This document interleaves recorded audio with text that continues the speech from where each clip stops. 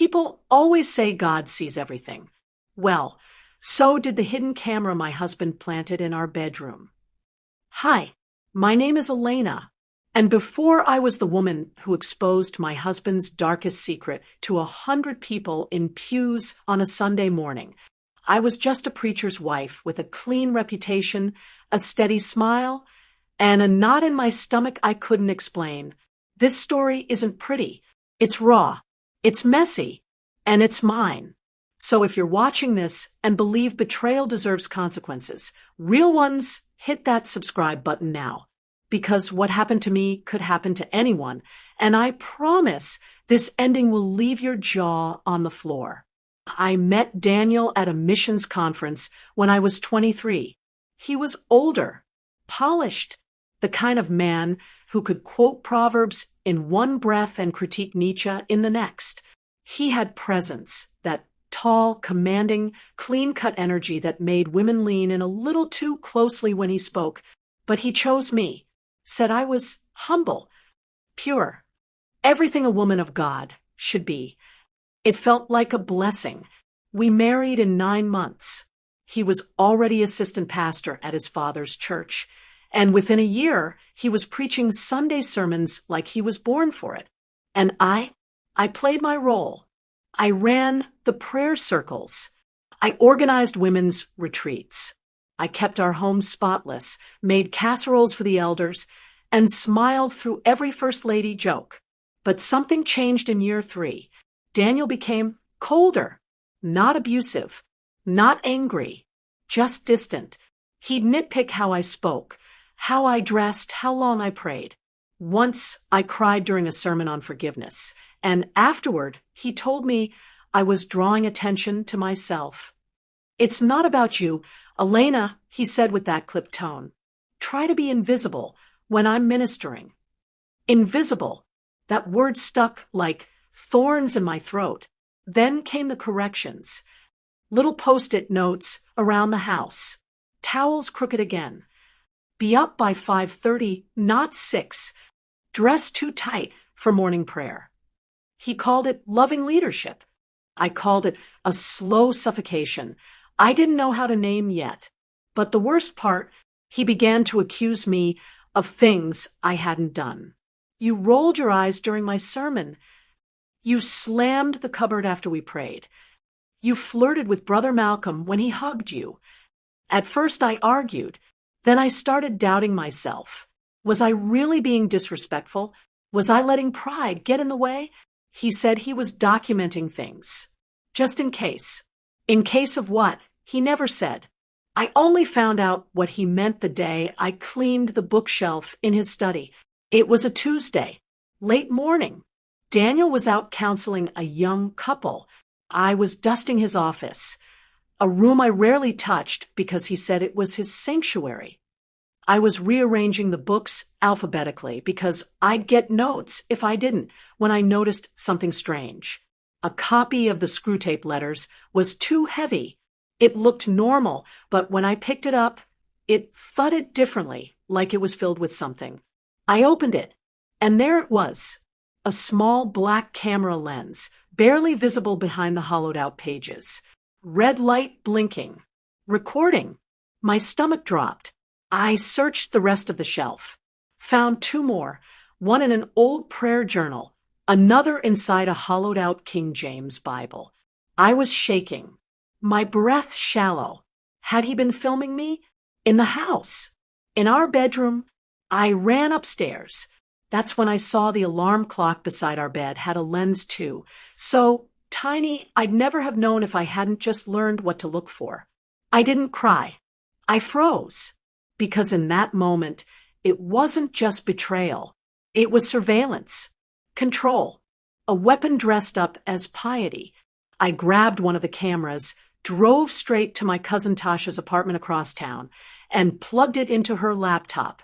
She used to be in IT before she switched to doing makeup full-time.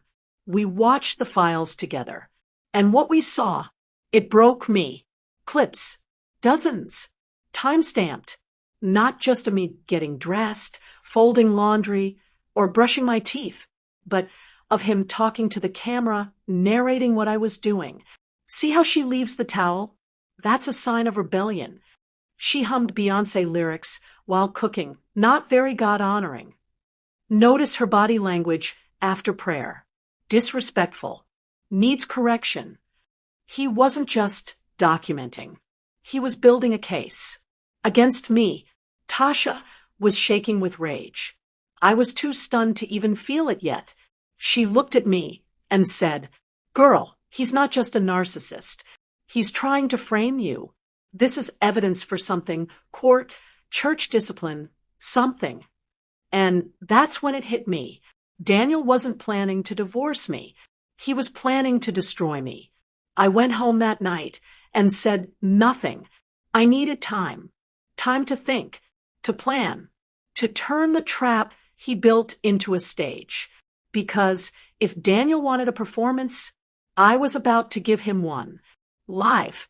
When someone tries to rewrite your life behind your back, sometimes the only way to win is to hand them the mic and let them hang themselves with their own words. After I discovered the cameras, I knew I couldn't confront Daniel directly. That would have been exactly what he wanted, some emotional outburst he could twist into proof of how unstable I was. The man was documenting me like I was a case file. So I chose silence, but not the scared kind, the strategic kind. Over the next few weeks, I acted like nothing had changed. I kept cooking, praying, smiling. I let him believe he was still in control, still building his so-called evidence. Meanwhile, I was copying every file on that hidden camera drive. All of it. Dozens of hours of him narrating my every move like some twisted documentary. But I didn't just want to collect proof. I wanted the right audience to witness it. And what better audience than the very people Daniel cared about most? The church. Here's the thing about my husband. He didn't just love power. He loved public power. The applause after a sermon. The reverence in Sister May's voice when she called him a true man of God. The way the youth group boys copied.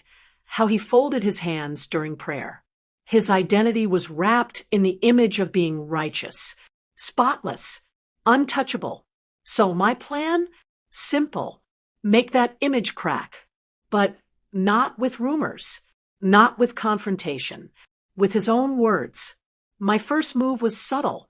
I volunteered to organize a tech upgrade project for the church. Daniel was thrilled. "Excellent initiative," he said. "We've been needing help organizing the AV booth." Perfect. I got access to the church's broadcast room, started learning how the Sunday live streams were routed, where the hard drives were stored, how they cut audio and video feeds. I played dumb, asked questions, took notes like a good little pastor's wife. They had no idea I was already editing files in secret, stitching together a reel of Daniel's private sermons to his hidden cameras. Meanwhile, I began building quiet alliances. My cousin Tasha, obviously, she was my tech brain. But I also reached out to Brother Jalen, who ran the youth media ministry and quietly disliked Daniel's holier-than-thou tone. Sister Ruth, a retired teacher, who always had a suspicious eye, but a soft spot for me. And Marcia, the choir director, who once whispered that she'd seen Daniel delete certain emails from a young church member's inbox when he thought no one was watching. I didn't tell them everything at first. I just planted seeds. "Hey, if something ever seemed off with Pastor Daniel, would you say something? Do you think leadership is ever above accountability? What would you do if someone spiritual used that power to watch instead of lead?" They were listening. I could feel it. Then came the perfect opening. Pastor Emmanuel, Daniel's father, the senior pastor of our church, announced he'd be stepping down due to health issues. And that meant one thing. The church was planning a transition of leadership Sunday, an official event, speeches, presentations, a perfect, packed sanctuary. Daniel would be honored publicly, and officially named the next senior pastor. Unless I interrupted the anointing, I met Tasha the night before the event. We stayed up till 2 a.m., finalizing the clip compilation. We didn't add commentary. No edits beyond cutting silence. Just Daniel, alone, speaking to his cameras like a deranged prophet, dissecting my every breath. See how she hesitates? That's pride. I'm documenting this in case I need spiritual grounds to remove her. She's not worthy of leadership beside me. Over and over, we burned it onto a flash drive, labeled it for the board in truth and accountability, and then made 4 copies. Sunday arrived. I wore white, not because I felt pure, but because I wanted to look like the last person anyone would expect to start a fire. Daniel kissed me on the forehead in front of the congregation. "Pray for me," he whispered. I smiled. "Oh, I already have." The service began. Songs, scripture. Then came the transition ceremony. A board elder stood and announced Daniel as the future of this ministry. They called for him to come forward. And as he walked up the steps to the pulpit, I made my move. I turned to Brother Jalen at the media booth, gave him the signal. He nodded, inserted the flash drive, and just as Daniel opened his mouth to speak, the screens behind him lit up, not with a Bible verse, with him, in his office, talking to the camera. She leaves the forks facing the wrong way. That's a spirit of rebellion. The room froze. Gasps. One woman screamed, "What is this?" Daniel spun around, saw himself talking on the giant projector. He rushed to the booth, but Brother Jalen stood in front of the controls. "Don't touch me," he said quietly. Sister Ruth stood up from her seat. Is this real?" More clips played. She's a spiritual liability. I'm documenting her behavior for the elders. They'll believe me, they always do. By the time it ended, the sanctuary was silent. Not a reverent silence. A shocked, fractured, can't-look-away silence. Daniel turned to me, eyes full of fire. "You did this." I met his gaze. "No," I said, loud enough for the microphone to catch. "You did this." I just let people see it. The elders called an emergency meeting that afternoon. Daniel didn't show up. I handed them the full files, even the ones that hadn't played yet. Tasha testified. So did Jalen. I didn't need to scream. Didn't need to beg. The footage was undeniable. They suspended Daniel indefinitely. That night, I walked home alone. People stared, some in judgment, some in awe, and I didn't care either way, because for the first time in years, I walked through my front door and knew no one was watching me but God, and He was on my side. Some men don't lose power, they just move it underground. After the service imploded and Daniel was suspended, I thought I'd feel free, liberated, vindicated, and for a few days, I did. People brought casseroles to my door. The deaconesses offered to pray with me. Even Sister May, who used to defend Daniel like he was the second coming, handed me a note that read, "I'm so sorry I didn't see it sooner." But my relief was short-lived, because Daniel may have been pulled off the pulpit, but that didn't mean he'd let go of his grip on the church. It started with whispers. At first, harmless. "It's just sad. What happened? They were such a beautiful couple. Maybe there's more to the story." Then the tone changed. She always was a little dramatic. I heard she edited those videos to make him look bad. How do we even know it was his camera? The same people who hugged me in the foyer on Sunday were doubting me by Wednesday, and it wasn't random. It was strategic. That Friday, I got a message from Jalen. "Jalen, check the private Facebook group." Fast. I opened the church's Sisters of Grace group, a private forum where the women posted prayer requests and updates. And there it was, a long, thoughtful post from an anonymous account. As someone close to Pastor Daniel, I feel compelled to speak. There are always two sides. Sometimes women act out to gain attention. The footage shown in church was edited heavily. Elena's story is built on drama, not truth. We should pray for her, not believe her blindly. It had 67 likes. Comments like, "I've always found Elena too emotional. If she's innocent, why hasn't she forgiven him yet?" I couldn't believe it. After everything he did, the footage, the surveillance, the manipulation, I was suddenly the one under suspicion. Daniel may have lost his title, but he was waging a different war now.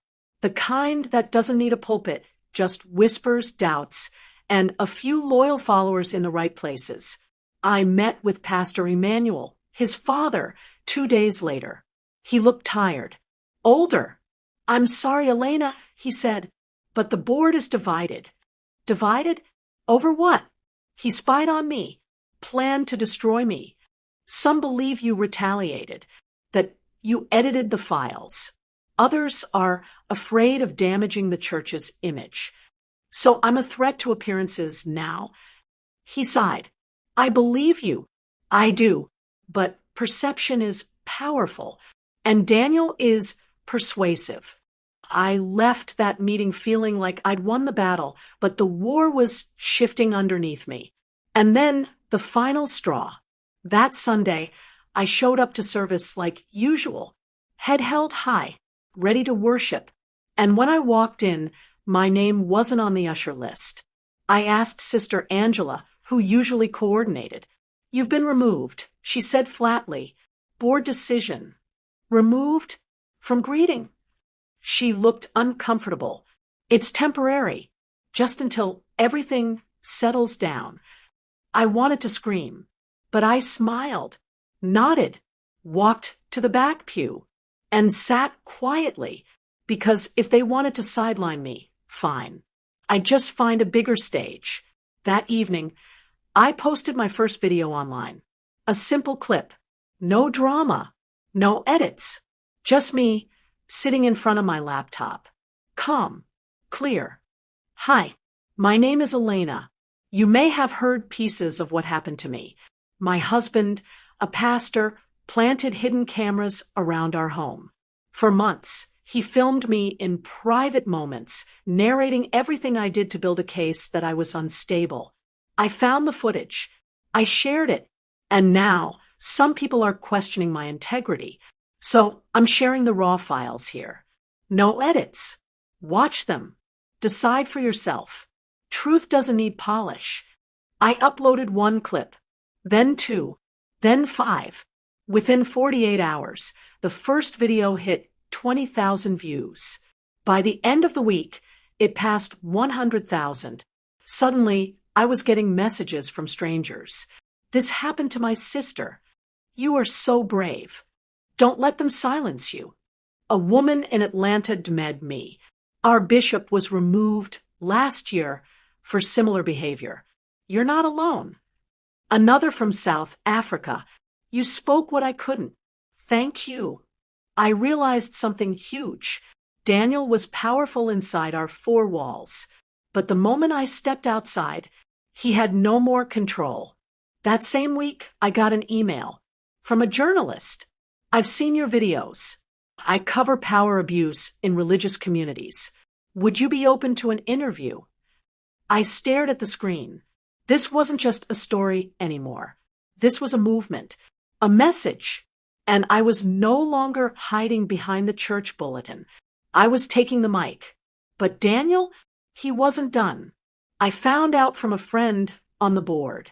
He'd filed a complaint with the denominational council, claiming that I had slandered him publicly, violated marital privacy, and harmed the church's reputation. And they wanted to talk to me. Formally, I had a choice. Shut up, disappear, let the story fade, or show up and bring the receipts. Guess which I chose? When someone uses God as a shield for manipulation, the only holy thing to do is knock the shield down and make them stand bare before the truth. The email came on a Wednesday. Subject line, formal inquiry, allegations, and conduct review.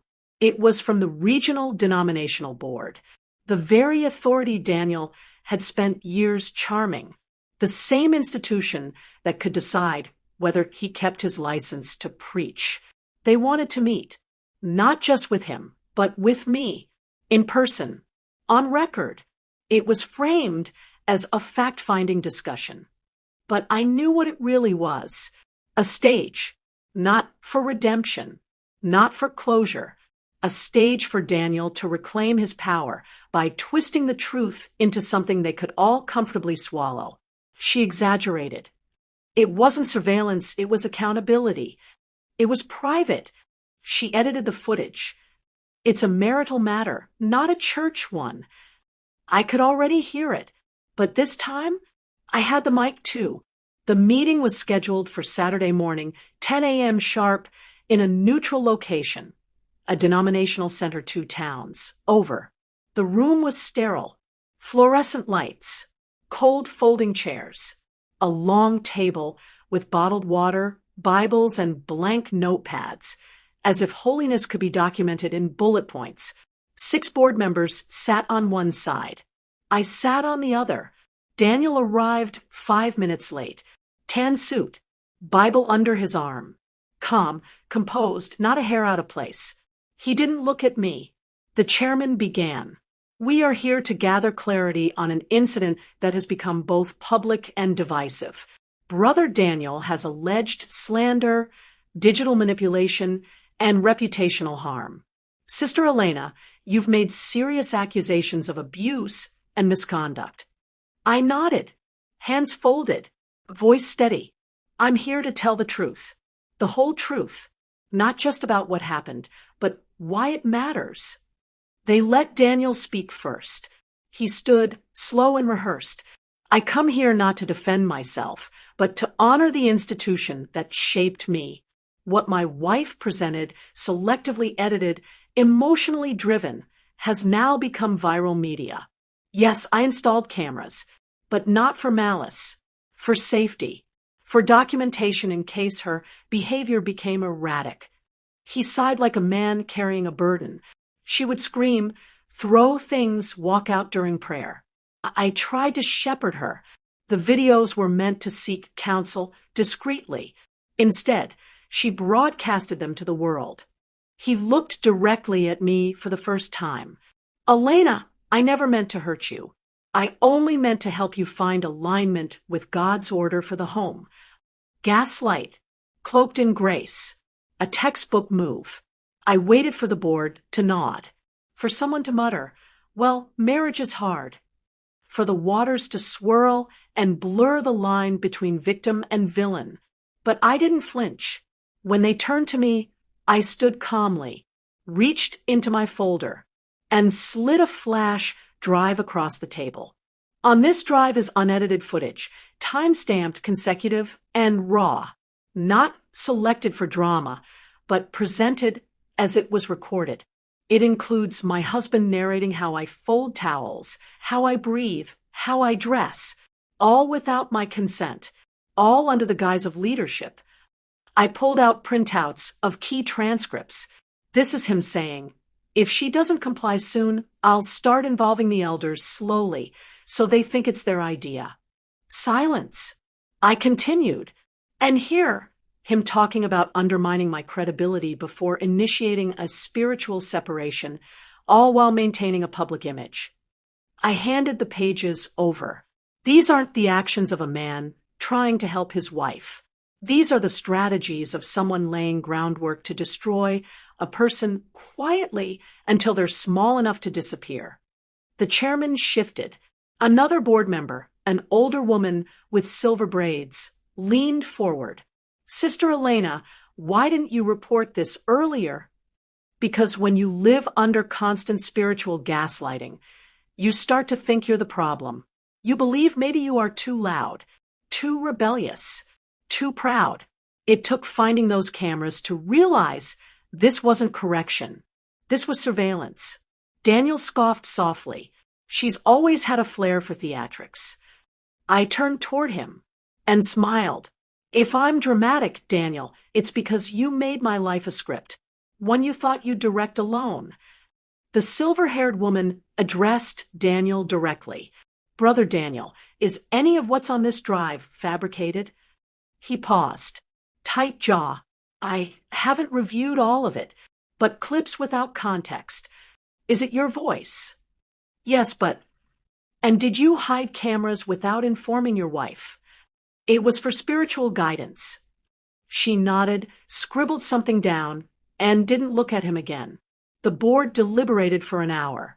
I sat in the hallway, heart pounding like a bass drum. Daniel paced like a politician waiting for polls. Finally, the chairman stepped out. He didn't say much, just handed us 2 envelopes. Official findings will be emailed. But I can say this now, we thank you both for coming.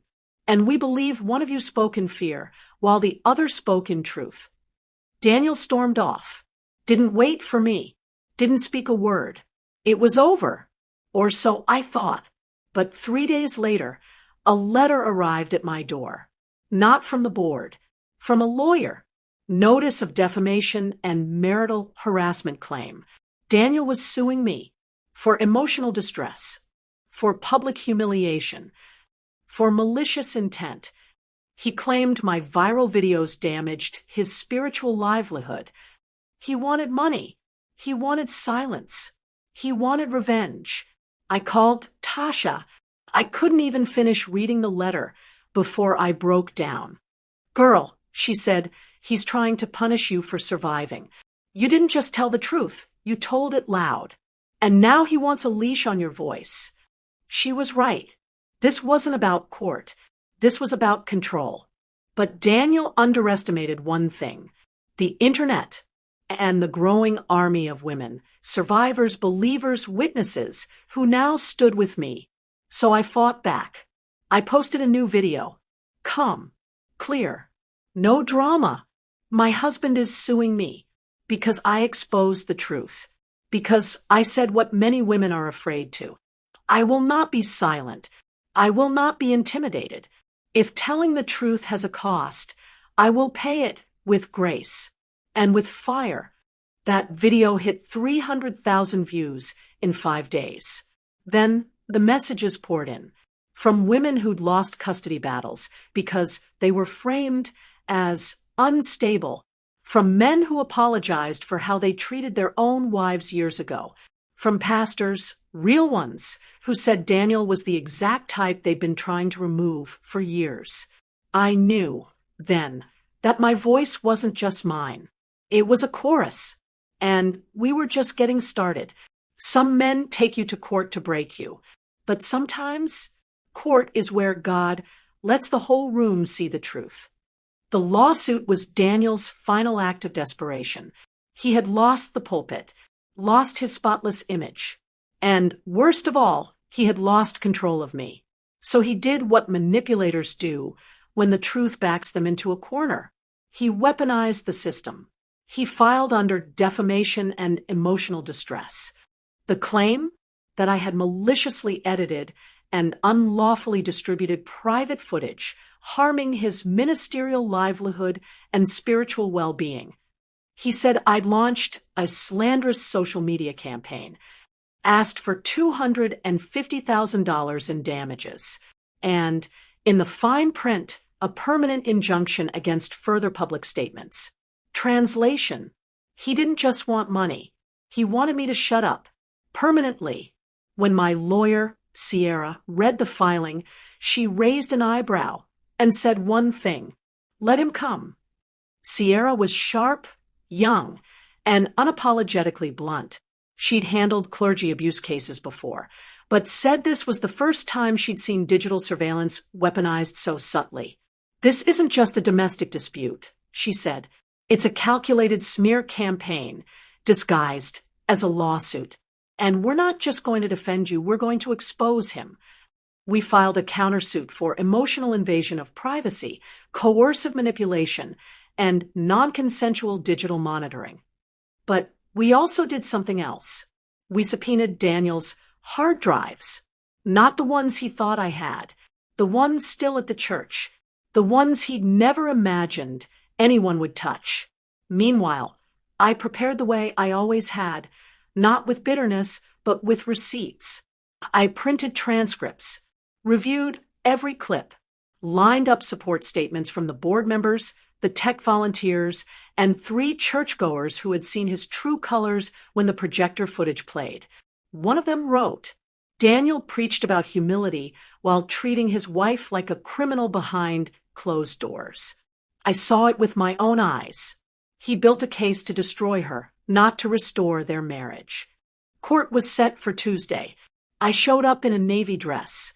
No drama, no makeup war paint, just the same face he'd tried to erase, now holding every piece of truth he thought he'd hidden.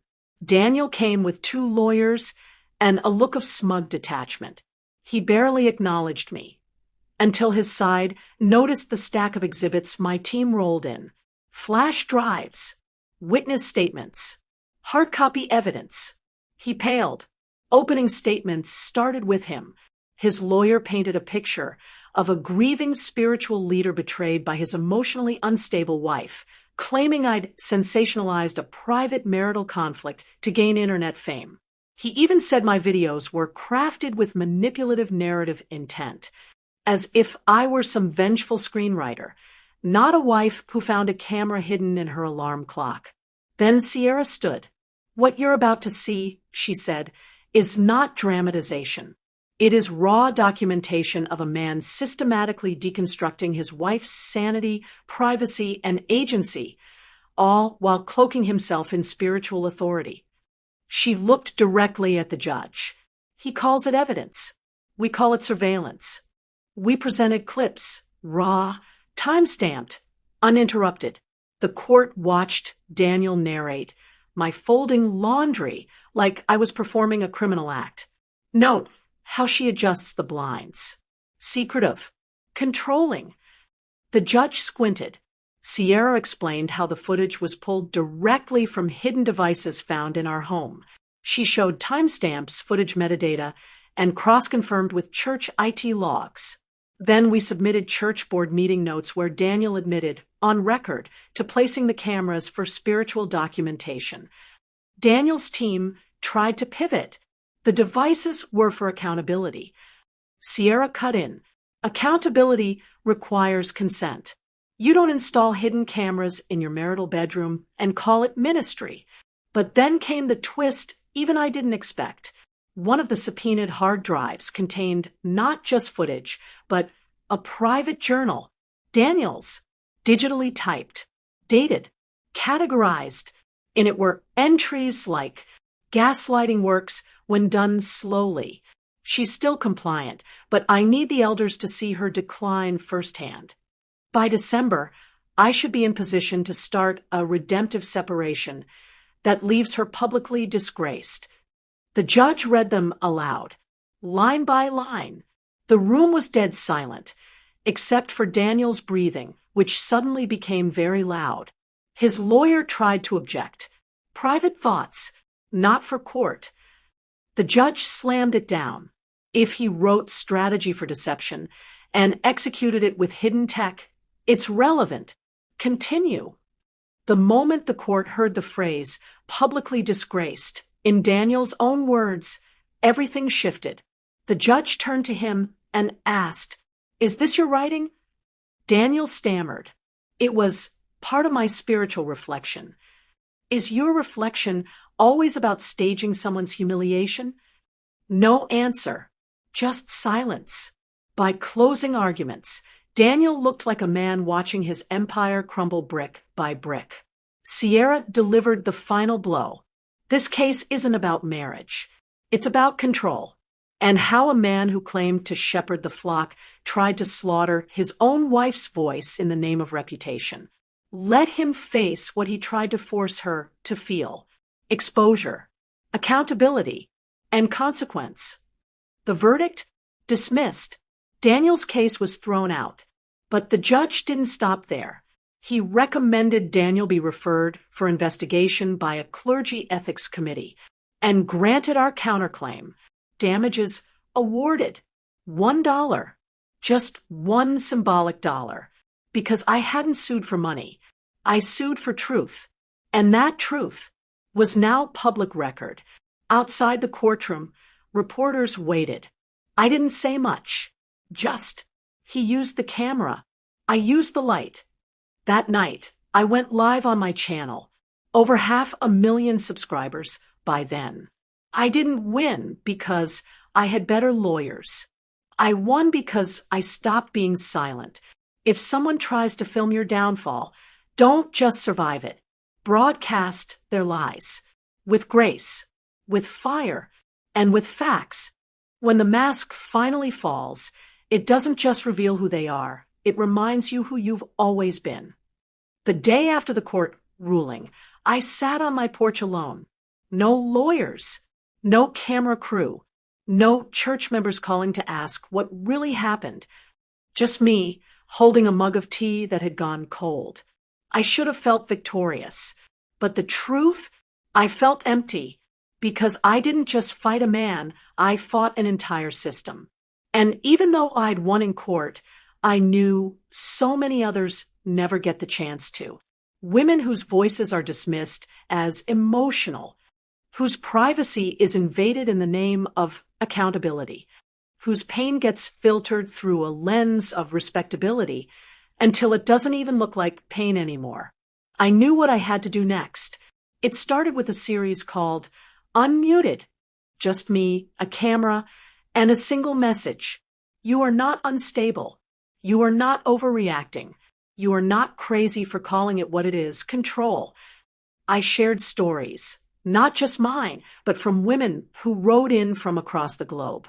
A schoolteacher in Ohio whose husband placed a tracker in her phone for her safety. A Nigerian worship leader blackballed after secretly recording her fiancé mocking her accent. A young mom in Canada whose church forced her to submit to a man with a known record of emotional coercion because they said he was the head of the household. I blurred faces, altered names, but I let every truth stand. The series exploded. Hashtag Unmuted began trending.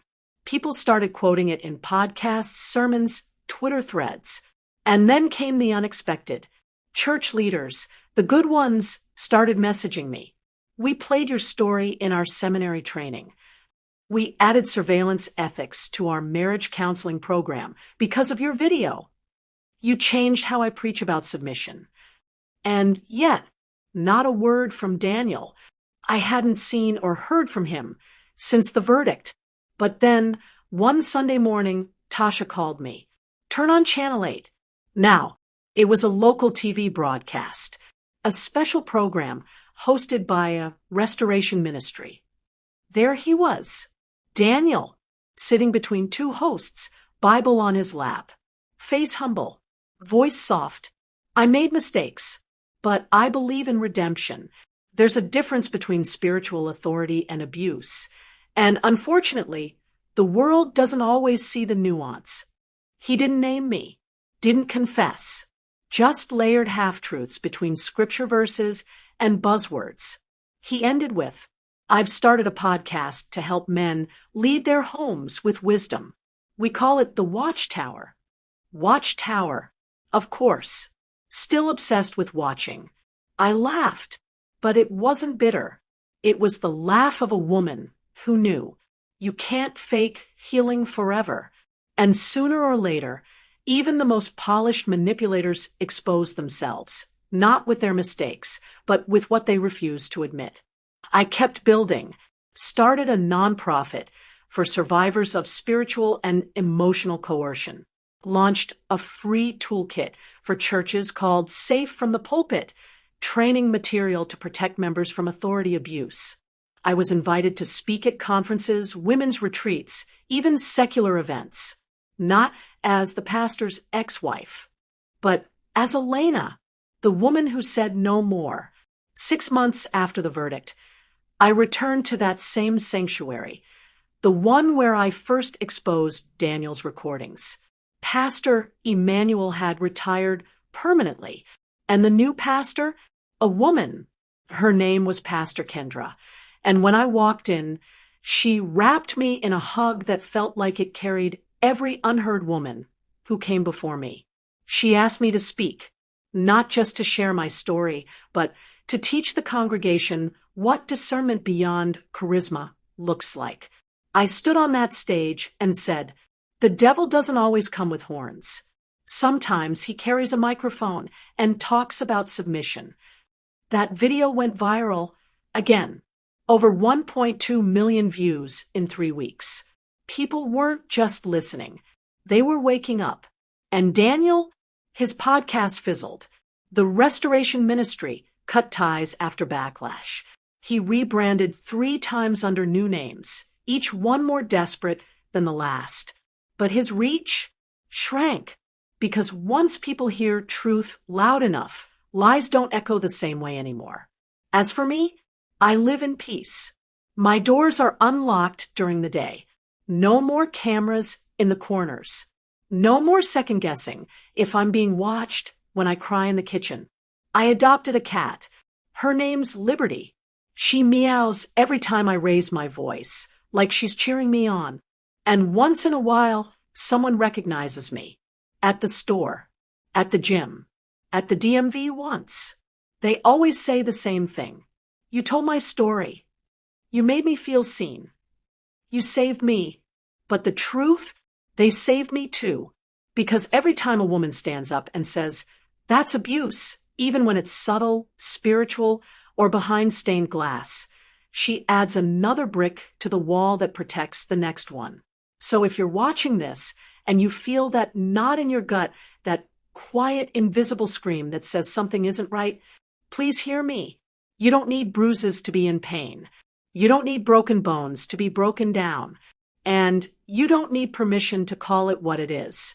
If someone is filming your weakness, stalking your patterns, narrating your life to build a case against your existence, that's not love. That's control. That's a war on your peace. And I'm here to remind you, you can win with grace, with fire, and with facts, because truth doesn't tremble, even when the whole church does.